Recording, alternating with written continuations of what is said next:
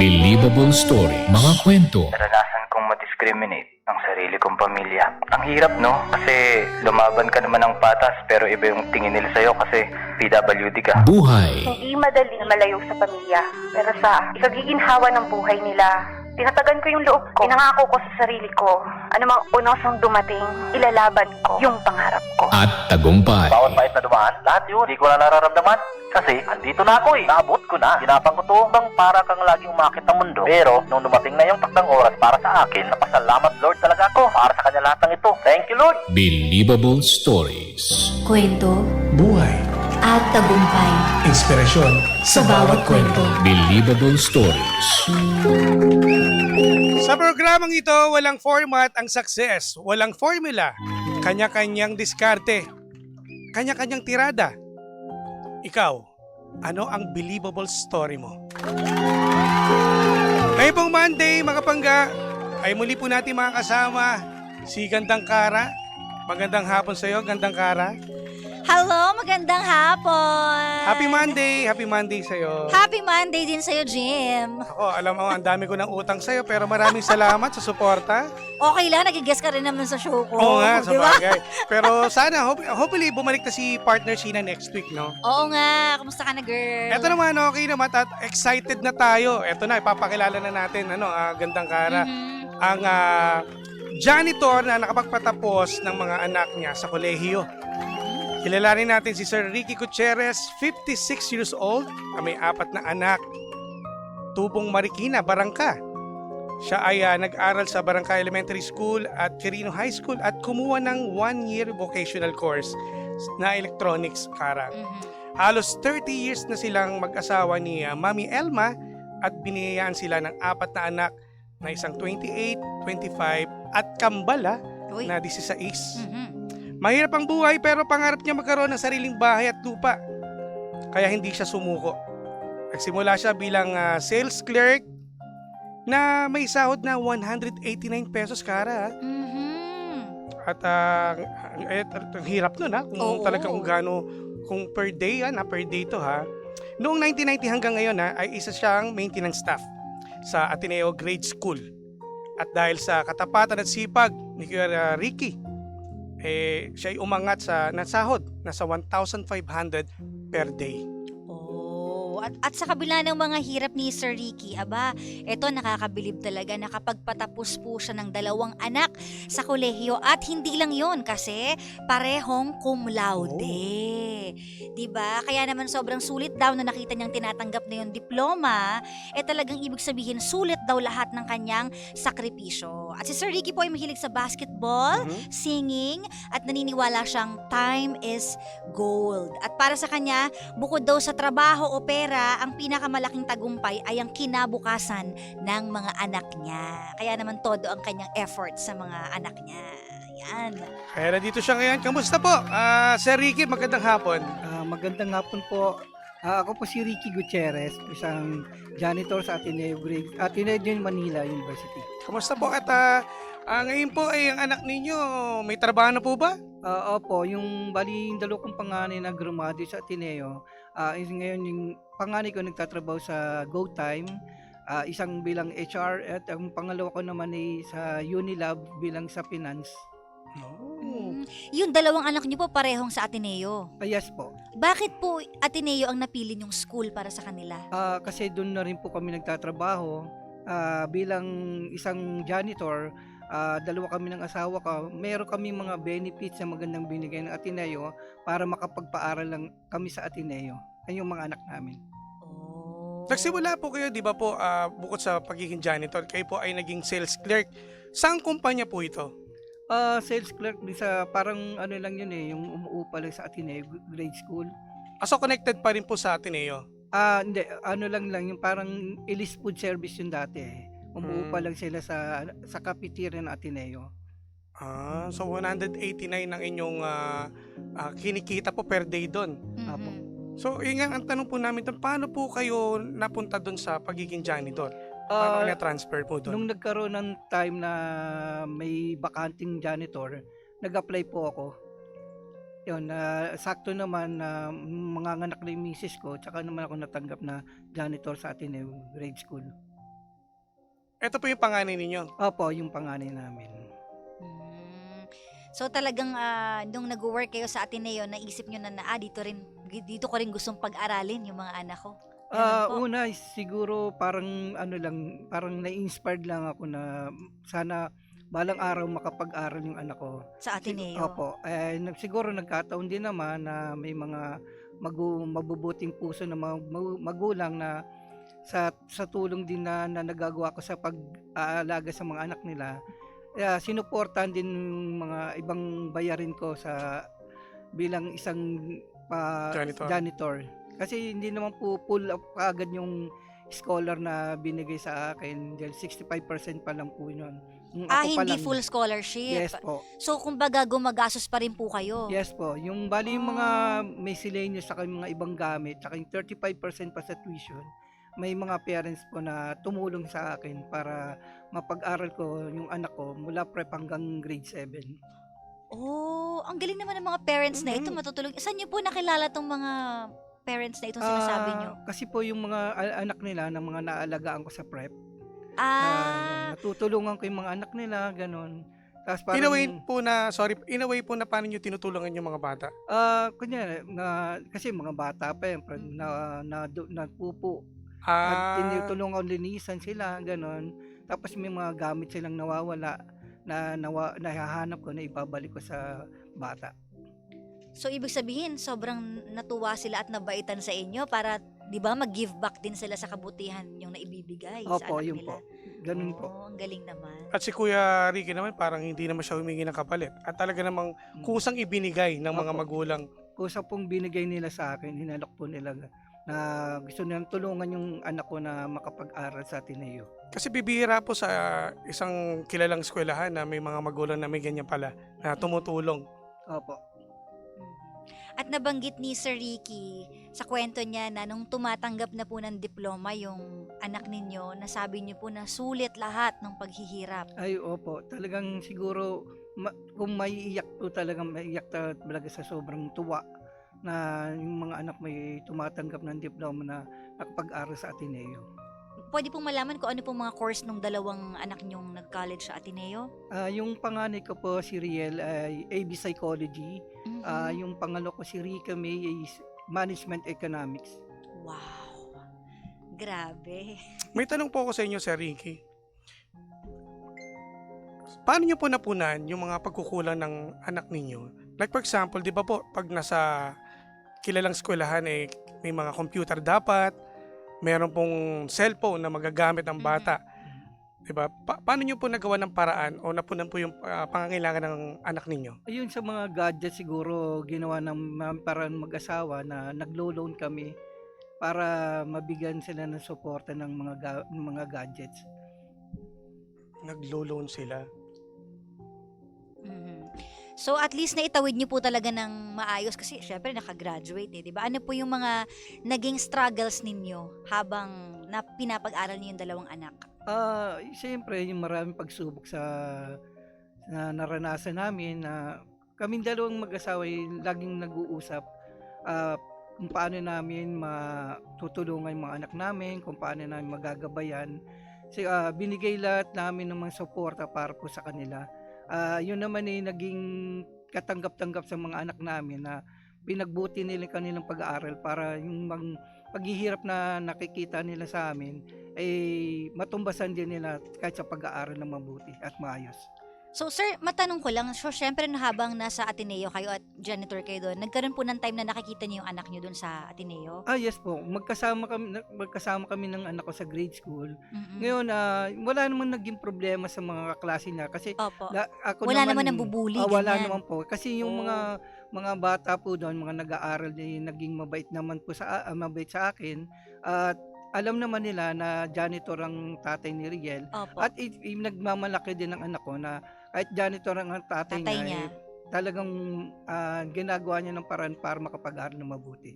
Yun ang maganda, yung hindi po kayo kinakahiya ng anak ninyo, Opo, 'di ba? opo. Kumbaga proud siya sa inyo. Opo, opo. At siguro po nakatulong din yung mga bata doon medyo kilala niyo. Syempre minsan kapag araw-araw mo nakikita yung mga bagets na pumapasok, medyo close na sa Opo, inyo, opo. 'di ba?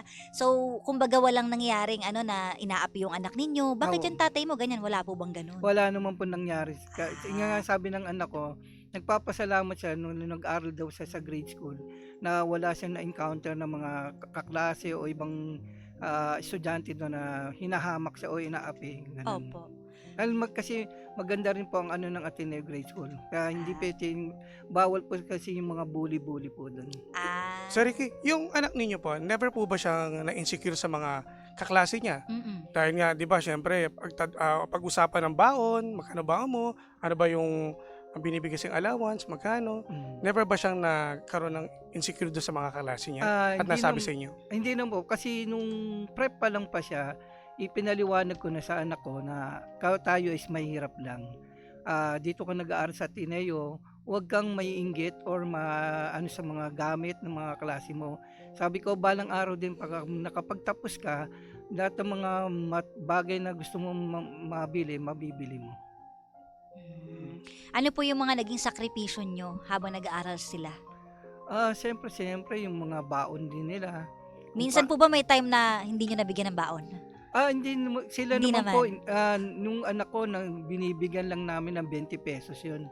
Oh. Sa 20 kasya na yun? Nagkakasya yun. Opo, kasi minsan may mga natutulungan din sa mga classmate niya na natutuwa sa kanya na nililibre siya sa mga merienda pag may mga assignment o mga project na May tumutulong. tinutulungan po niya. How about po dun sa mga halimbawa, may mga kailangan bayaran sa school, tapos dumating din po ba sa punto na, anak, wala muna tayo, hindi natin kaya yan?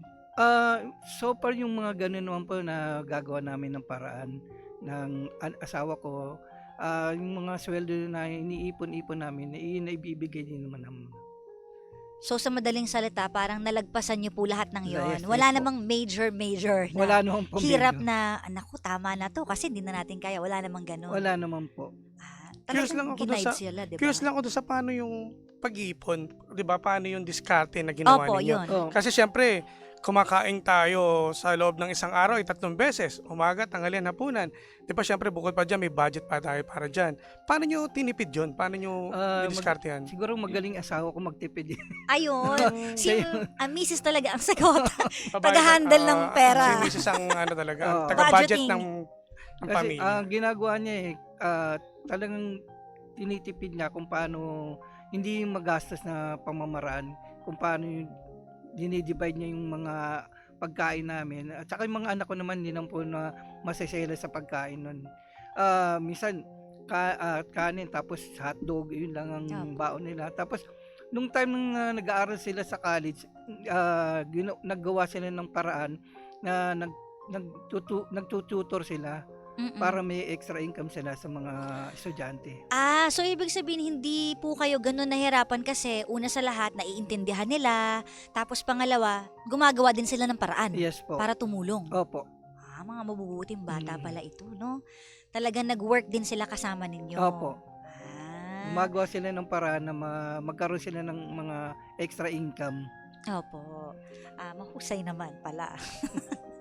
Dumating po ba kayo, Kuya Ricky, sa punto na parang aayaw ka na? Yung susuko ka na talaga na, hindi ko na kaya to, parang hindi ko na kaya pag-aralin yung anak ko. Dumating ba kayo sa point na ganun? Hindi naman siguro, pero yung time na sa gabi, nag-usap kami ng asawa ko, tapos siyempre hindi mo maano, minsan parang kinakapos ka, Mm-mm. tapos dadaan ng misis ko sa pag-iyak, ganon, parang siguro hindi bilang asawa, naaawa rin ako sa asawa ko dahil alam ko kung paano hirap mag-budget ng pera. Pero siguro sa dasal, kasi asawa ko laging inaano, magdasal. Doon siguro sa pagdarasal na yun, na nalagpasan namin lahat ng hirap ng buhay. Mm-mm. Nung time po na kayo po ay nag-work dun sa Ateneo, ano po namang trabaho ni Mrs. nun? Siya gumagawa siya ng paraan, minsan nagtitinda-tinda siya doon sa Maraket-raket, yung ganun. tinda na Ano po tinitinda? mga pagkain, gano'n, Tulad mga ng... juice, mga minsan mga siomay, ganun. Gawa-gawa siya ng mga paraan na magtinda. Tapos nung time na nagkaroon ng bakante sa dorm ng Ateneo, ipinasok ko yung asawa ko. Na tinulungan naman ng isang dati kong naalagaan na anak na sa grade school. So teamwork po pala kayong lahat kasi Yes po. lahat kayo rumaraket pati Oo, mga pati mga anak. Oo, ano po bang klaseng magulang kayo sa inyong mga anak? Hindi naman namin masasabing mabait kami or ano. Siguro lang bilang isang magulang, ginabayan talaga namin. Lagi namin inaano na nasa gitna natin ang Diyos. Una, lagi ang Diyos bago lahat. Yun, tapos kasi nung mag-asawa kami, nung dalagat binata pa kami, parehas kaming naglilingkod sa simbahan. Maka-Diyos pala si Bilang, Daddy at Mommy. Ako bilang isang nagko-acquire tapos sa Legion of Mary. Pero nagkakilala kami sa Legion of Mary doon ko na-meet yung asawa ko. Si Daddy at Mommy ay 30 years ng Kasal. Yes po. kasal. 30 na sa June 30. Oh, June 10. Oh, lapit na. Malapit. Halos pala ng birthday ko, June 12 kasi ako wala lang. Pwede Nabanggit ko pagsabayan lang. na.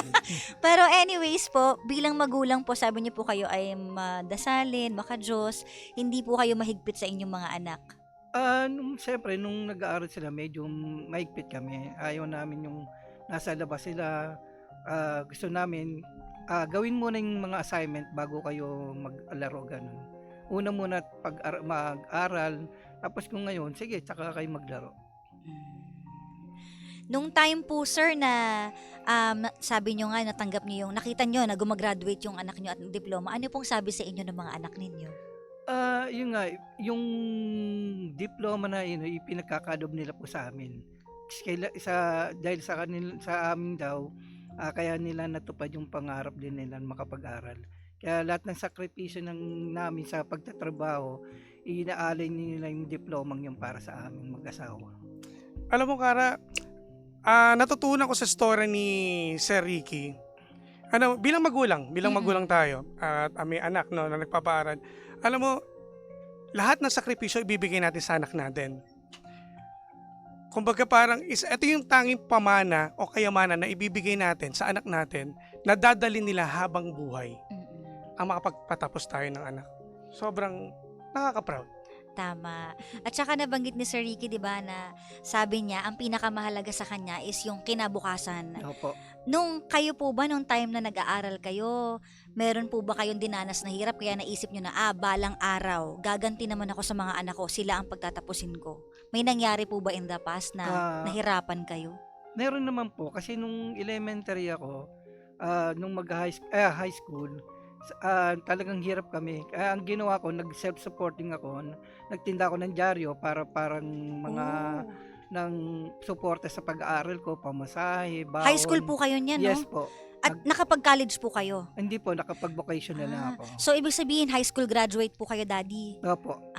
Nung high school graduate po kayo at iniisip nyo po na makakapag-college kaya ako?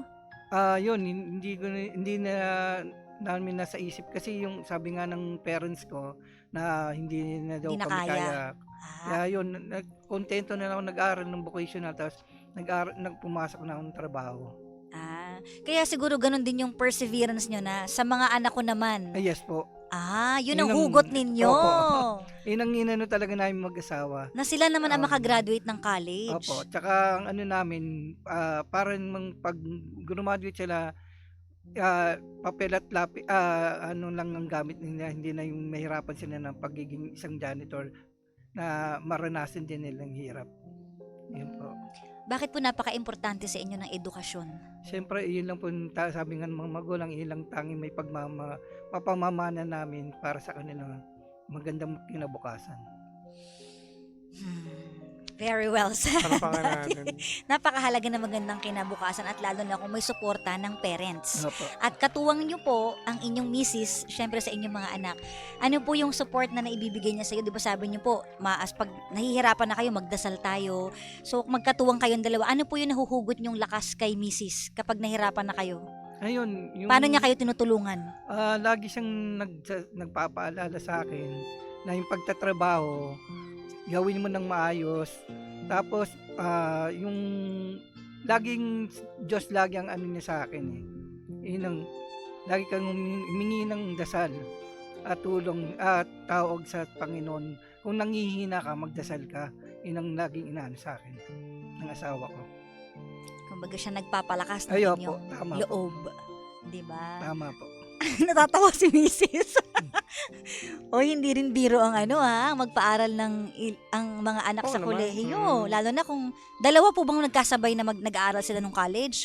Nauna po yung panganay ko ng 2019 nung graduate. Tapos yung isa po, 2023 nung graduate diyan isa. Ah. Tapos may nag-abot daw. Mm. Oo. Tapos yung may kambal pa po kami na mag-aaral na sa senior din natin na yun. Naku. Ito po yung kambal na 16. No? Apo. So meron pa po ngayon. Nakasunod na gagraduate na din. Grade 11 pa lang po. Okay. So Ayun. paano po yan? Kayo po ay 56 years old na. Wala pa po ba kayong plano na dumating sa point na mag-retiro na kasi Mm-mm. ilan taon na Tagal na din. Oo, tagal na rin. Ako naisip ko na rin mag-early retire kasi parang pagod na rin ako. Madami na rin nararamdaman sa katawan. Pero ang inaano ko lang ay makapagpasok ng kambal ko sa college sa Ateneo. Na kahit hindi na abutin ako 60, basta makapasok lang sila. As mag-early retire na ako. So si Mrs. po, Siya na lang matitira. si Mami Elma na pala ang magpapatuloy. Opo. No? Ilan taon na po ba si Mami Elma? Ngayon 51. Bata pa. Bagits sa bagits pa ng Bagets itsura pa. niya, Mami. Tatay, ano po yung ayaw niyong maranasan ng mga anak ninyo na naranasan niyo before? Ayun nga po yung hirap na dinanas namin. Lagi kinikwento namin yung pinagdaanan naming hirap. Kaya sabi ko namin, gusto naman namin na wag nyo na maranasan yung hirap namin ng buhay na dinanas namin. Kasi kami, may malakas ang loob namin na labanan yung hirap ng buhay. Baka kayo, hindi kayo, gusto naman namin maging maayos ang maganda ang magiging buhay nyo.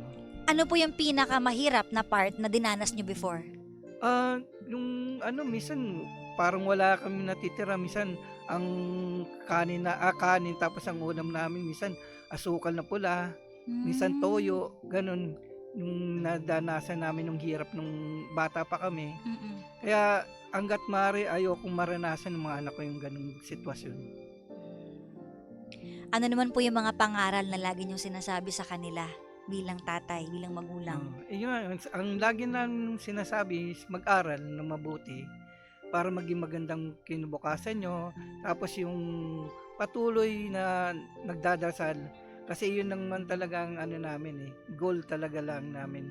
Lahat ng hirap, pagsubok, malalagpasan mo basta lagi kang tumatawag sa Diyos. Yun ang So yun ang kanilang dapat tandaan lagi kapag Ayun. nanghihina, magdasal. Yun po, tama po. Ayan. Alam mo, napakaswerte ng mga anak ni Sir Ricky sa inyo po.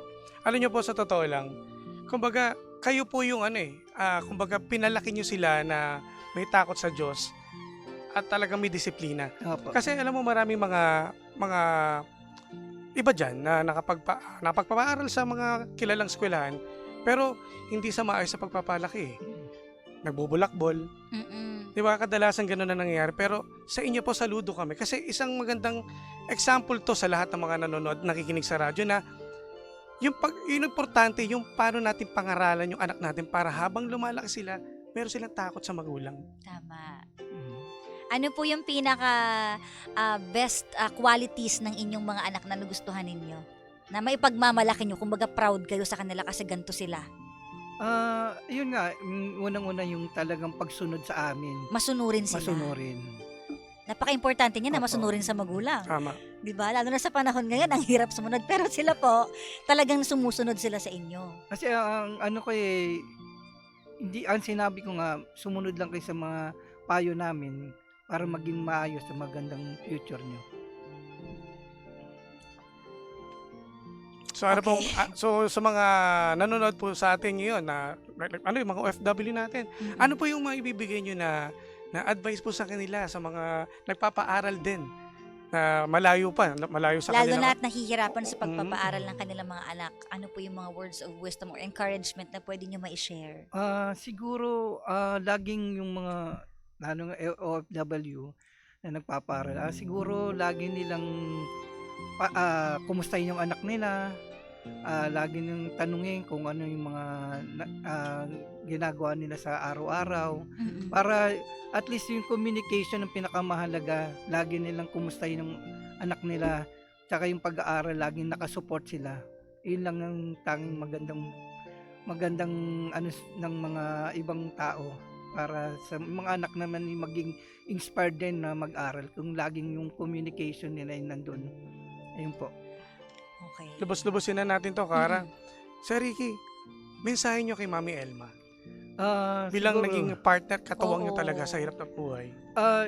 kasi nga sabi ko nga sa asawa ko, hindi ako yung open-minded na nag-aano sa kanya. Pinapapadama ko, pinapakaano ko sa kanya kung gaano ko siya kamahal, tapos kung gaano ko siya sinusuportahan din sa bilang isang may bahay, tsaka isang magulang. Na lagi ako nandiyan sa tabi niya. Ano mang mangyari. Ano po sa tingin niyo yung sekreto ng inyong matagal na pagsasama? Kasi hindi po biro yung 30 years, di ba? Ano po sa tingin niyo yung secret niyong dalawa? Siguro hindi naman namin sinasabi na kami is maging maanong mag-asawa. May tampuhan din naman, naiiwasan yun. Mm-mm. Pero pag alam kong nagagalit yung misis ko, inaam ko. Kagad.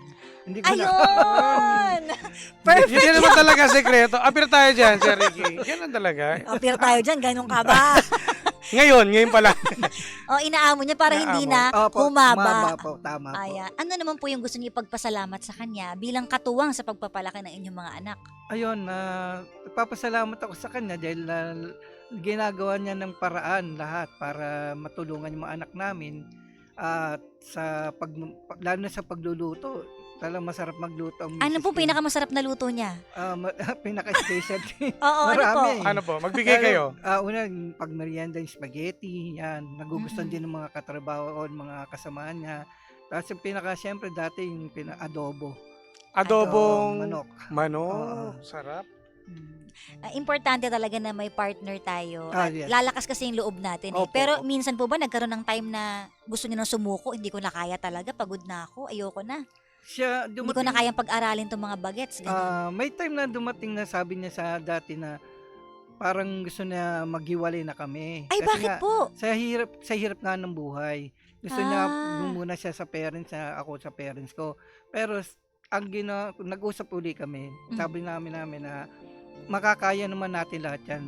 Lahat ng hirap ng buhay, may paraan para malagpasan natin. Yun doon, parang tumibay kaming dalawa. So, hindi na Ayun. siya umalis. Hindi na.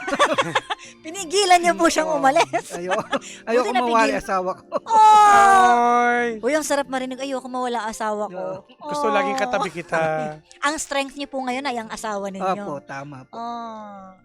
At syempre ngayon hindi lang asawa ni Daddy ang strength niya, kundi yung mga anak na rin niyang Yung adults na. Opo. 'Di ba? Syempre makakatulong na rin yan kasi may may trabaho na po ba? Trabaho na. Opo. Oh, 'di ba? May trabaho na. Ano naman po ang message niyo sa kanila? Sa inyong mga napag-graduate na anak? Yun nga, lagi kong sinasabi sa mga anak ko na mahalin niyo yung patrabaho ninyo. Unang-una, ayoko lagi sa kanila pinaalala, huwag kayong malilate sa trabaho. Yun, may lesson tayo natutunan today. Huwag na malilate. Bakit po? Kasi ako, since nung nagtrabaho ko, never pa ako na-late sa trabaho. Kaya yun ang inaano ko. Kung ang oras ang pasok ko alas 7, alas 6, nandun na ako sa trabaho. Naku. Ganon. Kaya pala ang motto ni Sir Ricky, time Is gold. Kaya pala. At alam mo, napakamagandang sekreto niyan yung on time ka lagi. Siguro kaya din tumagal si Tatay Ricky sa Yes sa po. trabaho Trabaho. niya. Kasi nakikita yun ng mga boss etong taong to 6 a.m. pa lang andito na, Correct. 'di ba? At saka yung pakikisama din. So yun ang gusto niyo ikintal sa mga isip nila na wag kayong malilate at Opo. mahalin ang trabaho. At hindi ko na rin to palalampasin, partner Kara. Yes. Hihingan natin ngayon ng mensahe naman si Mami Elma dito para naman kay Sir Nahiya Ricky. tuloy siya. Nandito na eh. Di ba?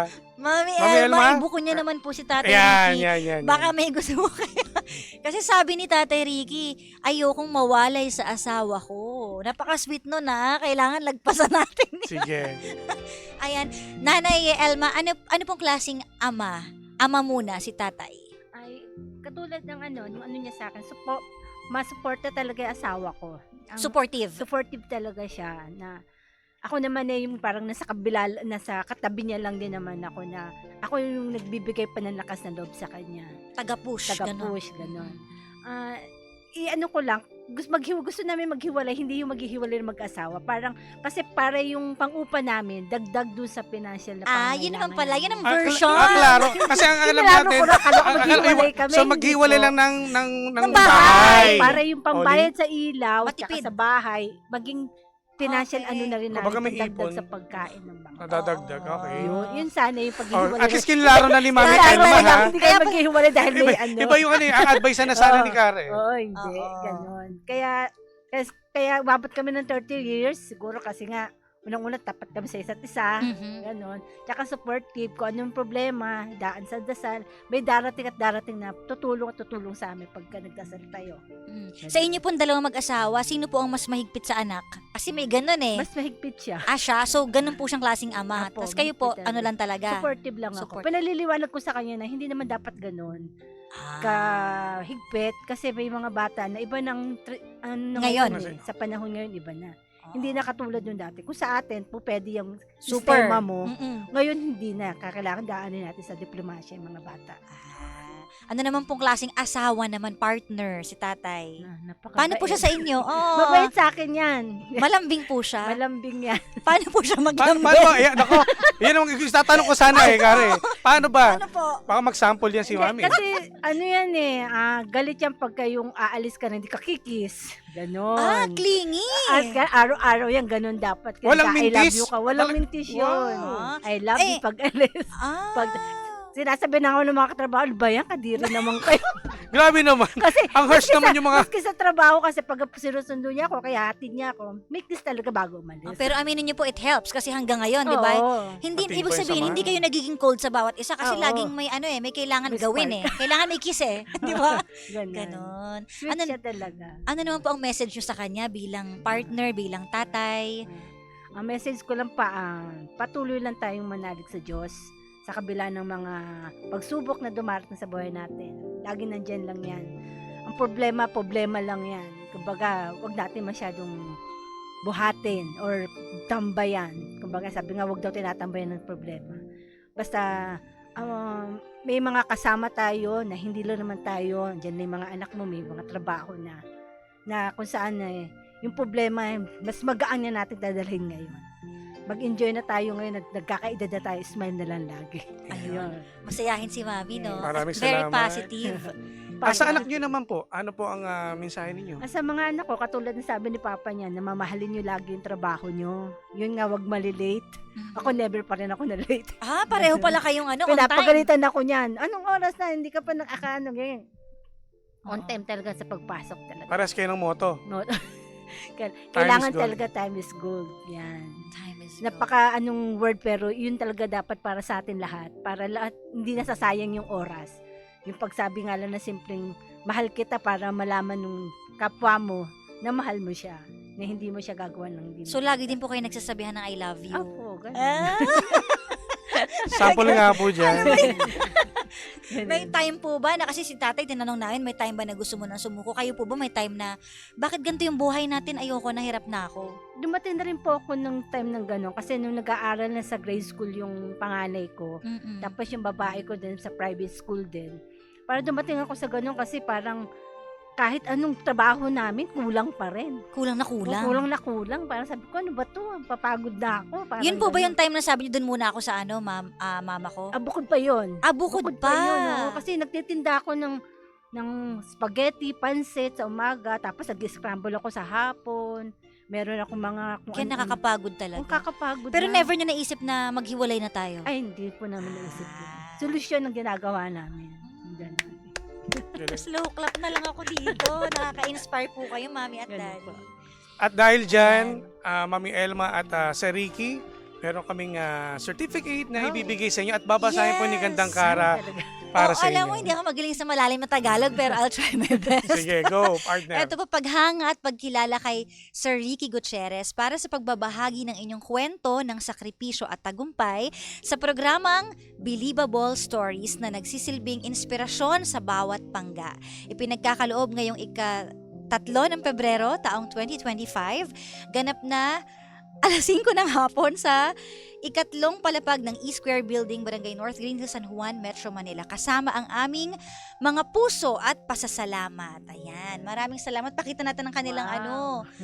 Ayan, certificate. Sir Ricky. Thank you po. At Salamat tunay na po. mga nakaka-inspire talaga ang inyong kwento. Opo. Tama. That's why, di ba nabanggit mo kanina, partner, na ang dami na nilang TV shows na pinuntahan Oo. din.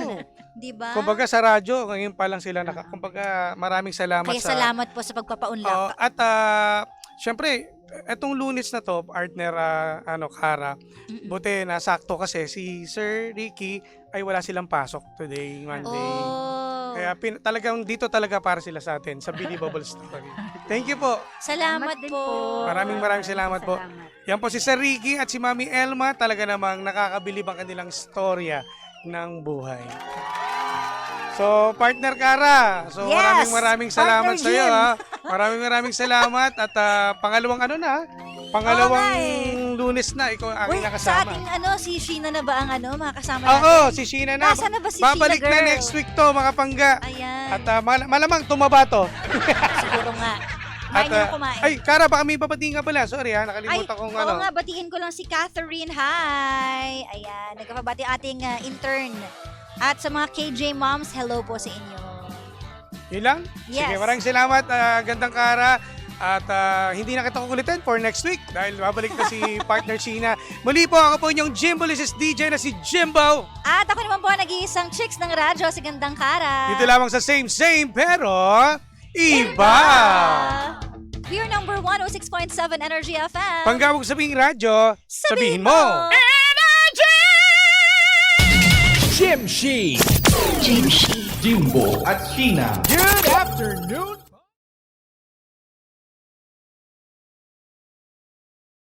Hi! Pangga! Please like, follow, share, and subscribe to our social media pages. Hanapin nyo at Energy FM 1067 sa Facebook, Twitter, or X na ngayon, Instagram, YouTube, at saka sa TikTok, of course, no? At syempre, samahan nyo rin ako araw-araw sa aking live sa programa ko na DMC or Drive Me Crazy sa mga hindi alam kung ano yan. Monday to Friday, 6 to 9 p.m. Kasama ako, The Monarch of Philippine Radio. Ako yon, Kuya Chico on the radio. Pangga, wag mo sabihin radyo. Sabihin mo, galing!